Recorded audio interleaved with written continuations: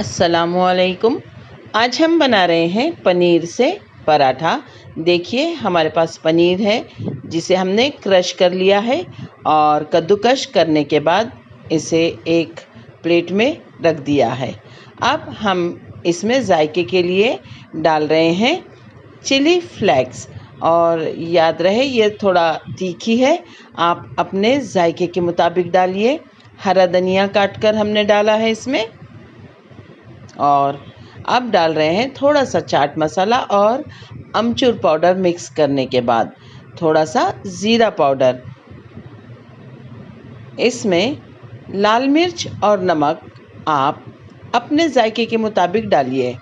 हल्दी डालेंगे आधी चम्मच और सुर्ख रंग के लिए हम इसमें डाल रहे हैं लाल मिर्च का पाउडर।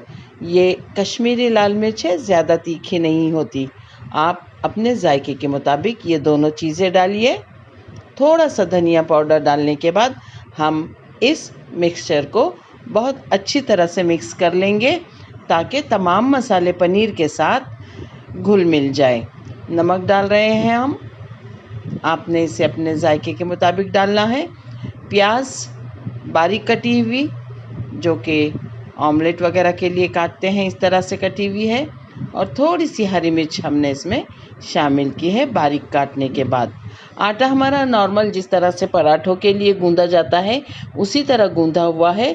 अब हमने करना ये है कि एक पेड़ा लेकर उसमें हस्बे मुताबिक जितना के पूरन पोली में या आलू के पराठे में हम फिलिंग भरते हैं उस तरह से डालकर इसको गोल कर लेना है और इसका गोल पराठा बना लेना है।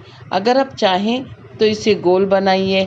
अगर गोल पराठा आपका टूट जाता है और बनता नहीं है तो इसके लिए एक आसान तरीका है, बहुत ही पतली रोटी बेलिए और इसे तिकोना पराठा बनाइए। इस तरह से अगर आप करते हैं इसकी फिलिंग भरने के बाद तो आपका तिकोना स्टाइल का पराठा तैयार हो जाता है और आपको बेलकर टूटने का खदशा भी नहीं रहता। अगर वैसा नहीं आता है तो आप ये पॉकेट या लिफाफा स्टाइल का पराठा बना सकते हैं, लेकिन शर्त ये है कि ये जो रोटी बनेगी बहुत ही पतली और बारीक बनना चाहिए, वरना इस तरह से सेकने पर आटा अंदर कच्चा रह जाएगा और तवा फास्ट आंच पर नहीं होना चाहिए। धीमी मध्यम आंच पर इसे आहिस्ता आहिस्ता सेकिए ताकि तमाम आटा जो फोल्ड किया है वो परत भी इसके अंदर अच्छी तरह से सिक जाए और आपका पराठा लजीज और जायकेदार बने, साथ ही अच्छी तरह से पक भी जाए।